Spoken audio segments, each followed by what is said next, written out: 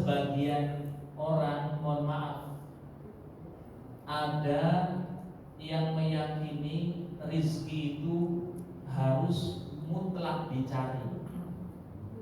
Kalau nggak dicari nggak dapat rizki, betul kan? Ada juga yang berkeyakinan sebaliknya. Rizki itu sudah ditentukan oleh Allah, nggak perlu dicari, benar nggak? Jadi ada dua kubu, ada dua apa? Ada dua pemahaman dari kalangan kaum muslimin bahwasanya rizki harus dicari. Ada juga yang mengatakan rizki datang sendiri. Kira-kira yang benar yang mana? Dua-duanya benar apa dua-duanya salah nih? Dua-duanya benar. Nah, nanti kita ngaji informasi yang Allah sampaikan di dalam Al-Qur'anul Karim. Para hadirin, bapak-bapak, ibu-ibu, jamaah yang dimuliakan Allah, karena judulnya macam-macam rezeki, maka kita mengambil dari Al-Qur'anul Karim ada setidak-tidaknya 8 macam rezeki. Ada berapa, Bu? 8. Ada berapa, bapak-bapak? 8. Ingat, nggak boleh ditambahin, nggak boleh dikurangin. Ya. Yang pertama, rezeki yang telah dijamin. Nah, ada yang nomor 1, rezeki yang telah apa? Dijamin.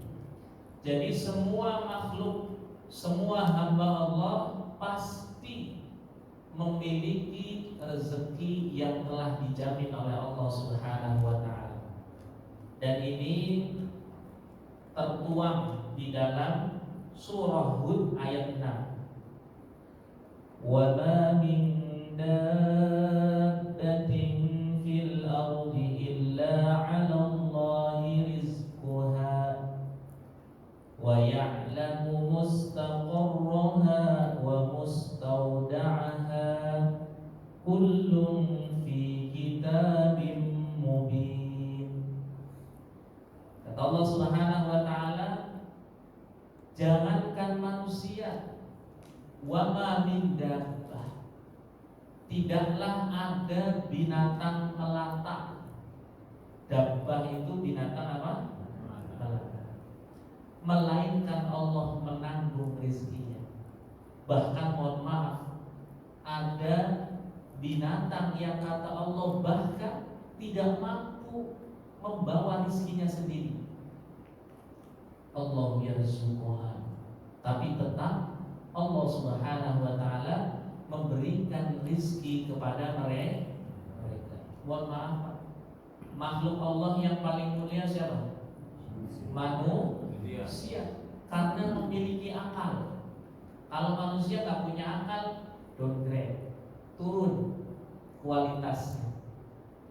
Makanya kita punya akal dipakai, jangan buat pajangan. Akal itu seperti golok, kalau didiemin aja jadinya tumpul, kalau diasah jadinya tajam. Kita punya akal, kita punya pikiran, harus diasah, harus berpikir, harus menuntut ilmu, sehingga akal kita nanti ketika ditanya oleh Allah, kita katakan telah digunakan untuk beribadah kepada Allah Subhanahu. Kembali lagi, yang pertama, rizki yang sudah dijamin oleh Allah Subhanahu wa taala. Binatang dikasih rezeki. Kira-kira manusia, makhluk yang paling mulia, dikasih nggak rezekinya Allah?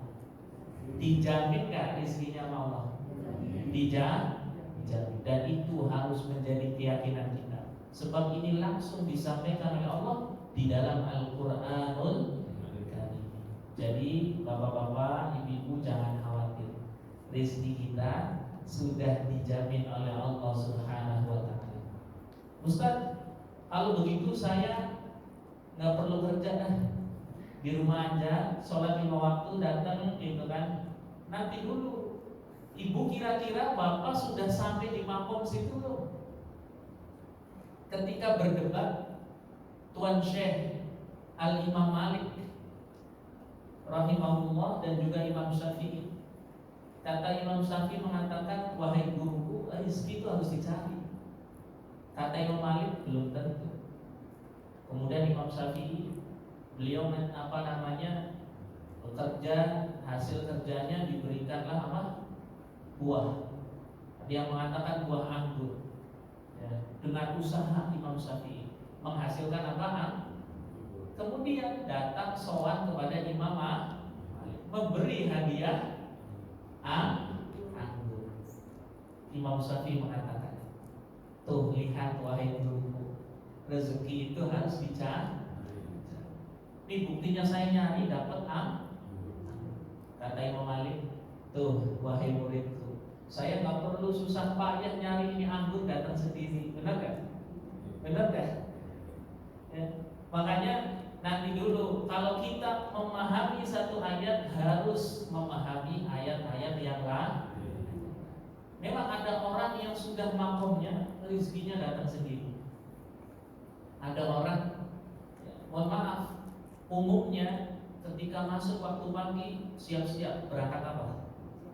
Ada orang ketika selesai suruh, sholat suruh, kemudian dia tidur.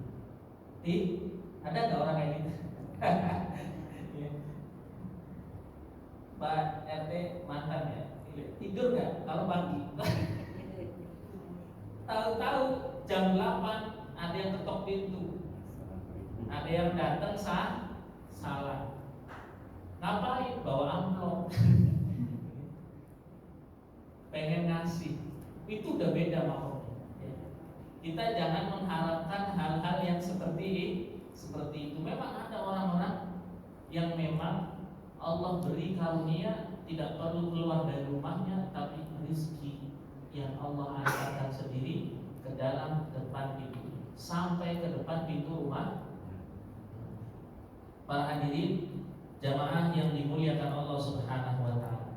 Dan ini harus menjadi keyakinan kita. Rezeki semua makhluk dijamin oleh Allah Subhanahu wa taala. Bahkan yang paling aneh, mohon maaf, makanan cicak itu apa, Bu? Nyamuk bisa terbang. Cicak, bayangkan, makanannya bisa terbang, yang makan nggak bisa, tapi tetap Allah kasih. Tetap Allah kasih rezeki, benar nggak? Karena nyamuknya datang sendiri. Para hadirin jamaah yang dimuliakan Allah Subhanahu wa taala. Itu yang pertama. Yang kedua, ada rezeki karena usaha. Rezeki karena usaha.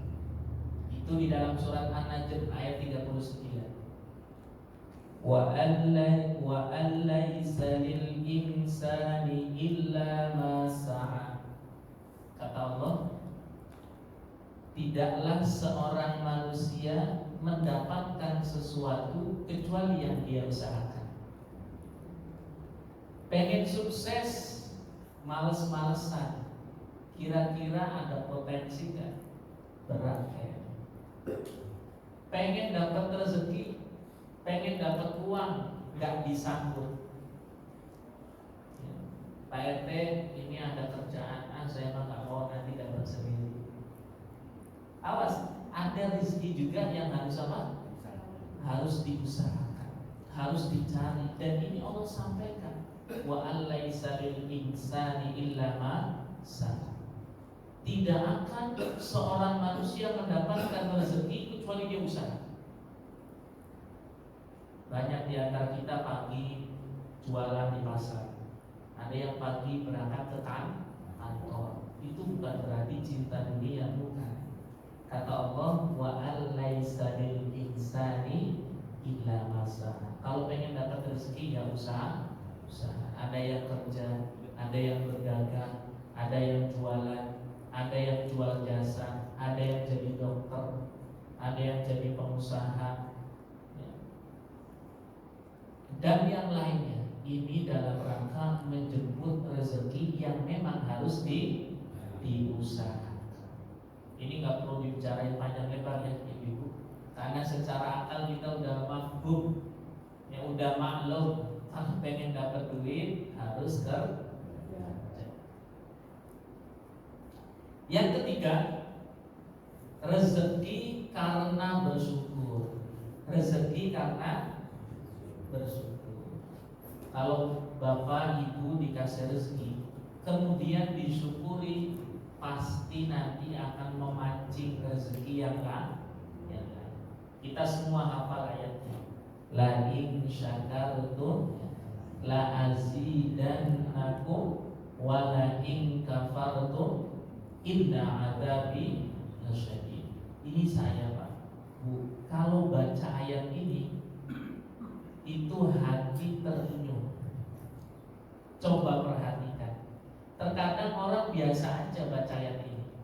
Coba perhatikan.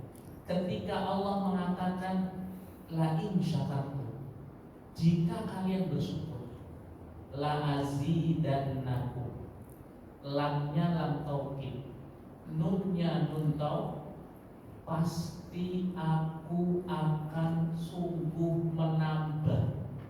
Pasti aku akan sungguh menambah kenikmatan kepada dirimu jika dirimu mau bersyukur. Jadi kalau bersyukur pasti apa? Pasti ditambah rezekinya oleh Allah. Tapi ketika Allah berbicara wala in kafartum, jika kalian kufur, berarti nggak mau syukur. Ya, dikasih 1 juta, pengennya berapa? 2 juta. Udah punya 1 rumah, pengennya berapa? Udah punya 1 mobil, pengennya nambah berapa? Kata para ulama, godaan dunia seperti engkau meminum air laut. Semakin diminum semakin punya mobil 1, pengen punya mobil 2. Punya mobil 2, pengen punya mobil 3. Terus nggak ada habisnya. Kalau nggak mau bersyukur kepada Allah Subhanahu. Bayangkan tadi, seandainya engkau kufur, kata Allah, Allah nggak mengatakan la mu'adzibannakum, nggak ada di ayatnya. Kalau kalian kufur, kata Allah, maka aku akan azab kalian. Allah itu luar biasa. Ketika hambanya kufur, Allah hanya menginformasikan, hai hambaku, inna adabi, wahai hambaku, ketahuilah, hati-hati jangan sampai engkau kufur, sesungguhnya azabku begitu. Coba kalimatnya sama, la in syakartum, tapi Allah jawabnya dengan la azidan. Tapi wala in kafartum, Allah tidak mengatakan la mu'adziban. Nah, Allah mengingatkan, hati-hati, inna adabi lasyadid, sesungguhnya azabku, kata Allah. Artinya Allah kalau bisa jangan mengazab hambanya. Allah gak pengen ngazab hambanya, pengennya semua hambanya masuk apa? Masuk surganya Allah Subhanahu wa ta'ala. Tapi terkadang kata Nabi, ada orang diajak masuk surga tapi nggak mau. Kullu ummati yadkhulunal jannah illa man aba. Semua umatku akan masuk surga kecuali yang nggak mau. Ya, udah digandeng, udah diseret bahkan, tetap nggak mau masuk surga. Na'udzubillahi min. Dan syukur ini, ibu-ibu, amalan yang tidak mudah. Kalau bapak ibu baca di ayat lain, Allah sampaikan wa qalilun min ibadiyasy syakur, sangat sedikit hambaku yang bersyukur. Ini mohon maaf ya, di Indonesia ada berapa jumlah warga Indonesia? 300, nggak nyampe 1 miliar, setengah miliar belum ada. Itu kata Allah, dari begitu banyaknya bangsa Indonesia hanya sedikit yang bersyukur. Hanya sedikit yang, pertanyaannya kita masuk gak nih? Kita masuknya yang syukur apa yang kufur? Na'udzubillah min dzalik. Semoga kita semua dijadikan hamba-hamba yang bersyukur kepada Allah Subhanahu wa ta'ala. minimal dengan ucapan lisan alhamdulillah.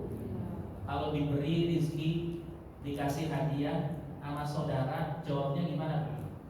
Alhamdulillah, terima kasih. Alhamdulillah, syukur kita kepada Allah. Terima kasih, ucapan-ungkapan syukur kita kepada manusia. Jadi mari kita berusaha menjadi hamba-hamba yang bersyukur, sehingga sebab syukur itu rezeki kita akan ditambah oleh Allah Subhanahu wa Ta'ala. Di antara syukur, menyedekahkan harta kita. Kita dapat rezeki 1 juta. Ustaz, saya belum wajib bayar zakat, oke. Tapi usahakan rezeki yang kau dapatkan, walaupun bukan sebagai bentuk zakat, dapat rezeki 1 juta, 2,5% disedekahkan. Dapat rezeki 10 juta, 2,5% dikeluarkan. Itu sebagai bentuk syukur kita kepada Allah Subhanahu wa Ta'ala. Tadi langkahnya dengan lisan. Tapi ibu mohon maaf, anak kecil juga bisa kalau hanya mengucapkan alhamdulillah. Alhamdulillah. Walaupun alhamdulillah itu zikir yang luar biasa, tapi kita sebagai hamba Allah yang sudah dewasa, selain bersyukur dengan lisan, syukur juga dengan perbuatan. Syukur dengan perbuatan tadi diantaranya kalau kita dapat rezeki, kita sedekahkan. Ibu punya mata, matanya digunakan baca Quran. Jangan lihat dulu ya Bu. Kita punya telinga, telinganya digunakan untuk mendengarkan nasihat. Jangan dengerin orang bicarain keburukan orang lain saja. Kita punya lisan, lisannya digunakan untuk baca Al-Quran itu dalam rangka bersyukur kepada Allah Subhanahu. Itu yang ketiga. Kira-kira ingat gak? Jangan sampai barlen, bubar lalen, lupa keluar dari masjid baru 1 langkah, tidak lupa semua.